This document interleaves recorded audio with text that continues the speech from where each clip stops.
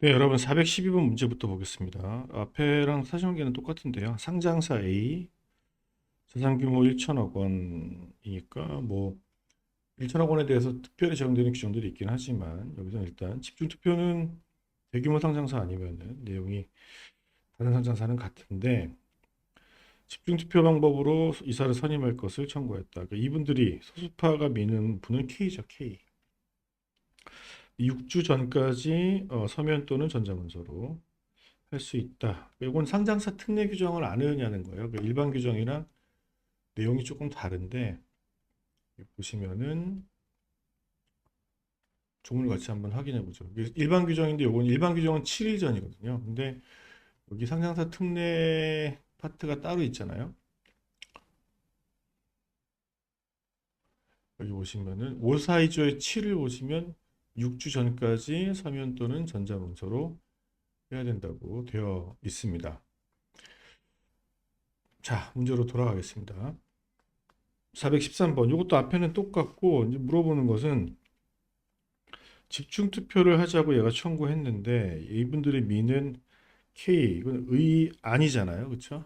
누가 후보자가 되느냐, 우리가 어떤 후보자를 추천하느냐, 이거는 얘와는 별개죠. 그래서 집중 투표 청구하는 별도로 회사에 제출해야 되는 것이 맞습니다. 4번 보겠습니다. 자산총액 2조 원 이상인 상장사의 주주는 의결권 없는 주식을 제외한 발행 주식 1% 이상의 주식을 6개월 전부터 계속 보유하지 않아도 이사 선임을 청구할 수 있다. 자, 아까 뭐 조문을 봤는데 상장사 말고 이제 일반 규정은 집중 투표에 대한 소수 주권이 3%란 말이에요. 그리고 요 대규모 상장사의 경우에만 좀 규정이 음, 따로 있는데 여기 보시면은 음, 자산 규모 등을 고려해서 대통령령으로 정하는 이게 대규모 상장사예요. 그때는 100분의 1입니다. 근데 여기 보시는 바와 같이 이 상장사와 관련해서는 여기 특례 규정을 보면은 소득주권이 막 여기 예를 들면 1천분의 15고 뭐 6개월 이렇게 되어 있단 말이에요. 그러니까 지분이 이렇게 뚝 떨어지면은 보유 기간에 제한을 둬요. 근데 집중 투표의 경우에는 대규모 상장사인데 3%에서 1%로밖에 안 줄었잖아요. 그러니까 요거는 아무리 읽어보셔도 보유 기간에 대한 얘기가 없습니다. 이 부분이 시험에 굉장히 잘 나오거든요. 꼭 기억해 두시기를 바랍니다. 자, 그 다음 415번 보겠습니다. 자동차 부품 제조업을 하는 A 회사는 상장된 지 3년이 된 회사로서 매년 높은 배당 가능 이익을 내고 있고 자산 총액은 5천억 원이다. 이사 총수의 4분의 1을 사회이사로 해야 된다. 네, 그렇습니다. 4분의 1 이상을 사회이사로 해야 됩니다. 비상장사는 이 사회이사 비율에 대한 규정이 아예 없어요. 근데 이제 상장사에만 관련 규정이 있는데 모든 상장사는 대부분 4분의 1이고 이 대규모 상장사의 경우에만 내용이 조금 다른데 이것도 상장사 특례가 조문에 잘 나오니까 같이 좀 법문을 좀 보면 자 여기 보시는 바와 같이 사회이사 선임입니다. 상장 회사는 자산 규모 등을 고려해서 대통령령으로 정하는 경우를 제외하거든요. 이게 이제 2조 원 이상인 상장사거든요. 이사총수의 4분의 1 이상을 사회이사로 해야 된다. 얘네를 빼고는 그렇다는 거죠. 그리고 이 단서에 이런 규정이 있어요. 자산 규모 등을 고려해서 2조 원 이상으로 정하는 2조 원 이상인 상장사, 시행령으로 정하는 상장사가 바로 걔네들이죠. 3명 이상 과반수. 요것도 시험에 굉장히 잘 나와요. 그러니까 대규모 상장사에 해당하는 자산 규모가 2조 원 이상의 상장사는 그렇게 사회에서 구성 비율이 다르다는 거 같이 기억해 두시면 좋을 것 같습니다. 416번에 그 문제가 있죠. 2조 원 이상의 상장사는 뭐 이것도 추가가 되네요. 사회이사 후보 추천위원회. 이것도 그냥 기억을 해두시면 좋은데 위원회가 강제되는 경우, 의무로 위원회를 두어야 되는 경우는 요 회사들밖에 없어요. 대규모 상장사. 얘는 사회이사 후보 추천위원회가 있는데 사회이사 후보 추천위원회는 사회이사가 총 위원회 과반수가 되어야 합니다. 이 부분을 기억해 두시면 되겠죠. 그리고 아까 얘기했던 것처럼 전체 요거 그 사회이사 구성 비율과 관련해서 3인 이상이고 과반이어야 된다는 거. 요 어디입니까? 요거 대규모 상장사의 경우에는 사회이사 구성이 다른 애들은 그냥 4분의 1 이상이어야 된다는 거. 이 상장사 특례 규정이 시험이 잘 나오니까 꼭 기억을 해두세요. 자, 그 다음에 앞에는 똑같고 명의를 불문하고 자기의 계산입니다. 계산으로 의결권이 있는 발주의 100분의 10 이상의 주식을 소유한 자를 사회이사로 하여서는 아니 된다. 물론 이제 일반 규정에도 사회이사 결격 사유가 있는데 음, 상장사 특례에둔 사회이사 결격 사유가 또 추가적으로 있어요. 그것도 적용되고 얘는 이것도 적용되는 거죠. 여기 보시면은 안 되는 애들이 있죠. 안 되는 애들. 상장사 사회이사는 382조 사망. 이게 그 일반적인 사회이사, 그 비상장사에게도 적용되는 결격사유인데 이것뿐만이 아니라 다음 각호의 어느 하나에 해당하지 아니어야 됩니다. 그러니까 이 결격사유도 충족을 해야 된다는 겁니다. 그리고 이때 6호에 이런 얘기가 있죠. 누구의 명의로 하든지 자기의 계산으로 의결권이 없는 주식을 제외한 발주의 100분의 10 이상을 소유한 이런 얘기가 여기 들어 있습니다.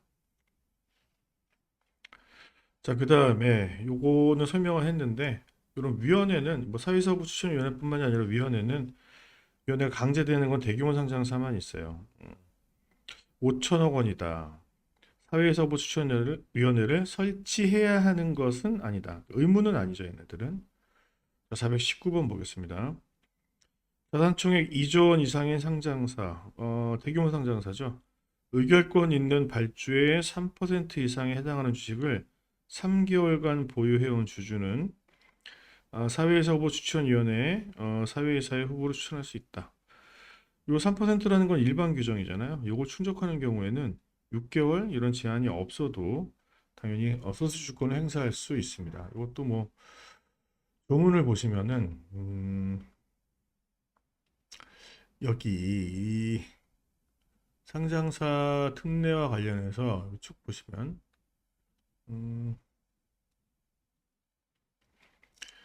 1항부터 7항까지 이제 그 소수주권에 대한 특례가 있는데 보면 여기 뭐 지분 비율이 낮아져 있고 그리고 6개월 전부터 계속 보유가 얘기가 쭉 나오잖아요. 1항부터 2항 뭐 쭉쭉 나오다가 여기 10항에 보시면 1항부터 7항까지는 오사이조이 제2항에도 불구하고 여기 오사이조이 제2항을 보시면은 이런 얘기가 있거든요. 우선해서 적용된다.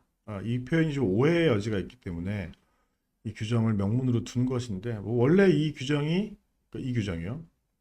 있기 전에도 일반 규정의 적용을 배제하는 것은 아니다라고 했지만 어쨌든 판결 이후에 이게 이제 신설되면서 다른 그러니까 일반 규정이죠. 앞에 나왔던 그 소수주권 행사에 영향을 미치지 않는다라는 것을 명문의 규정으로 이제 둔 것입니다.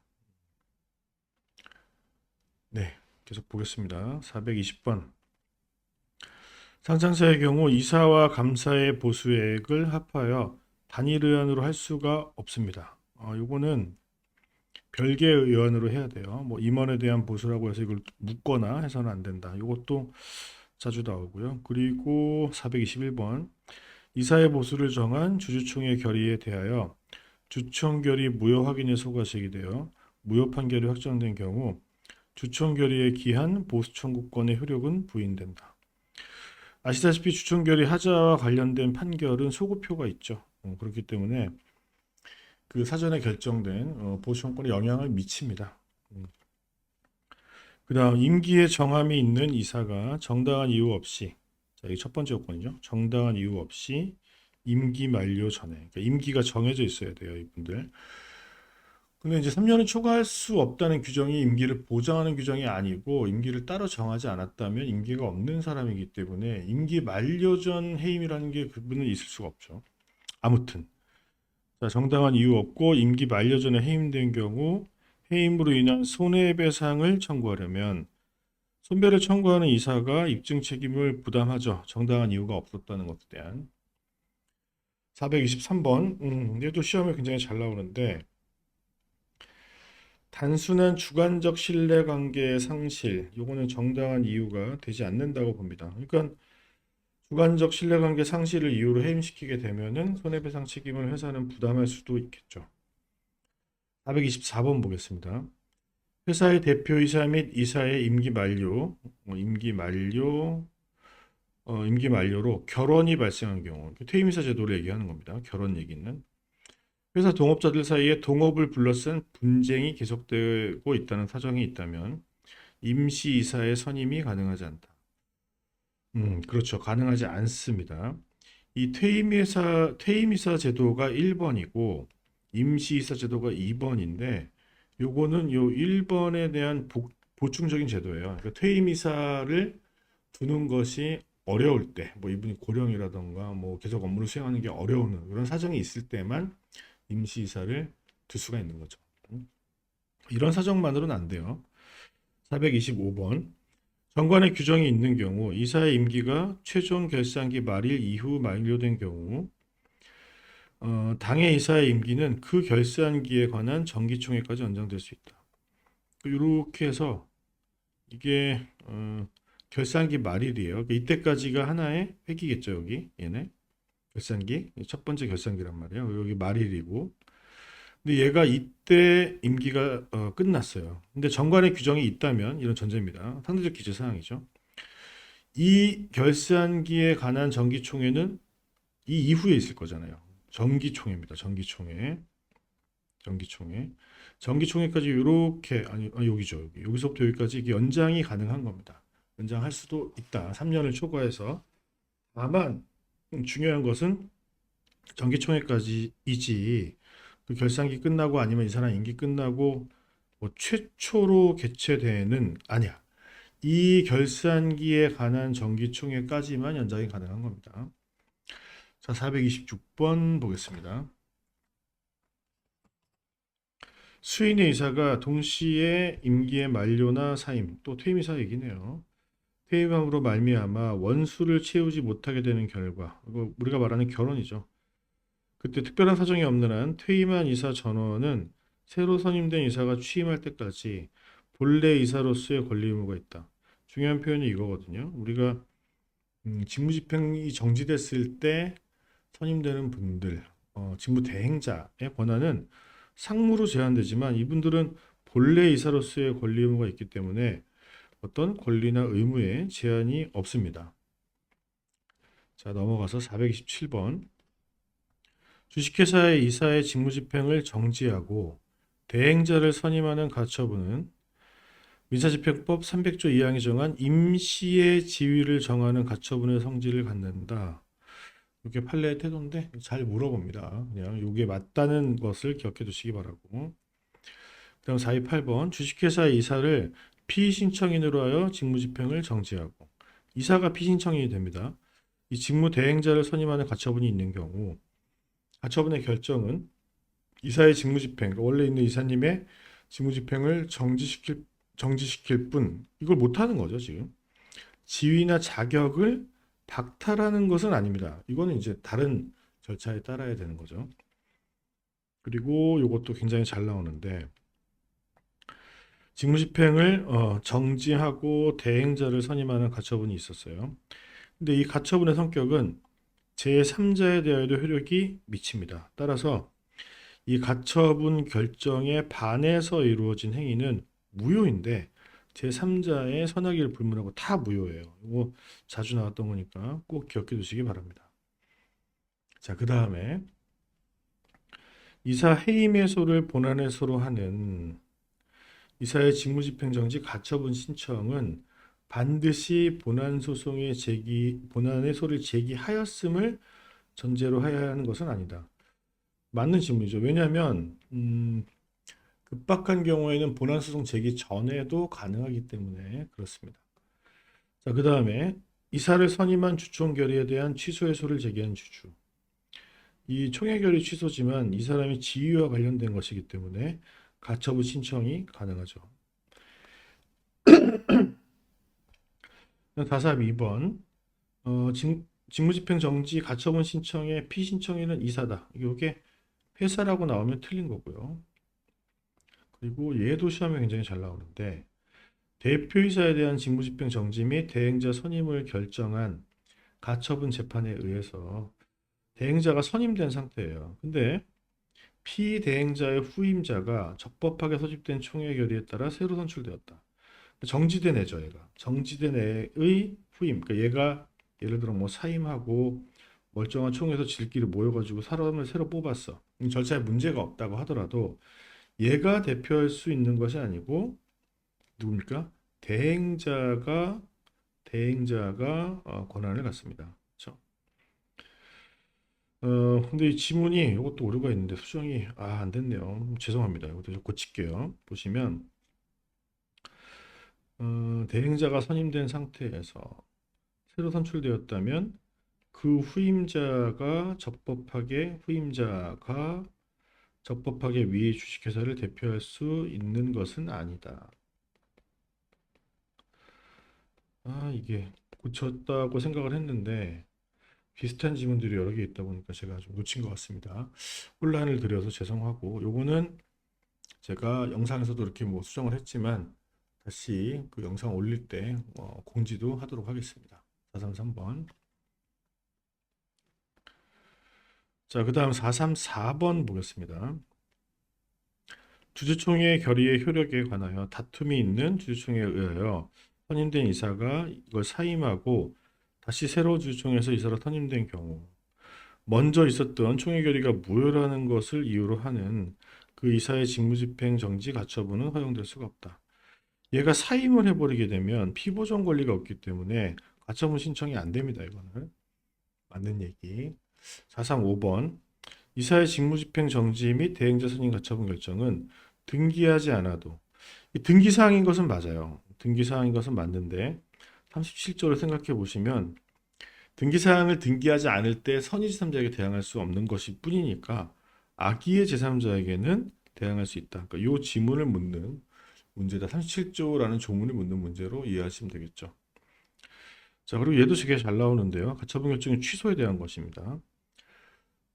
가처분 결정에 의해 회사를 대표할 권한이 정지된 대표이사가 정지 기간 중에 체결한 계약은 절대적으로 무효예요. 아까 가처분 결정에 반하는 건 전부 다 무효라고 했고 상대방이 선이라고 해도 달라지지 않는다고 말씀을 드렸는데 나중에 보존 집행이 취소되었다고 하더라도 이미 가처분 결정에 반해서 무효로 된 것이 다시 유효하게 되느냐? 그건 아니라고 봐야 되겠죠. 그건 아닙니다. 여기 취소라는 표현을 쓰고 있지만 소급적 효력은 없습니다. 네, 437번부터는 다음 영상으로 설명을 드리도록 하겠습니다. 감사합니다.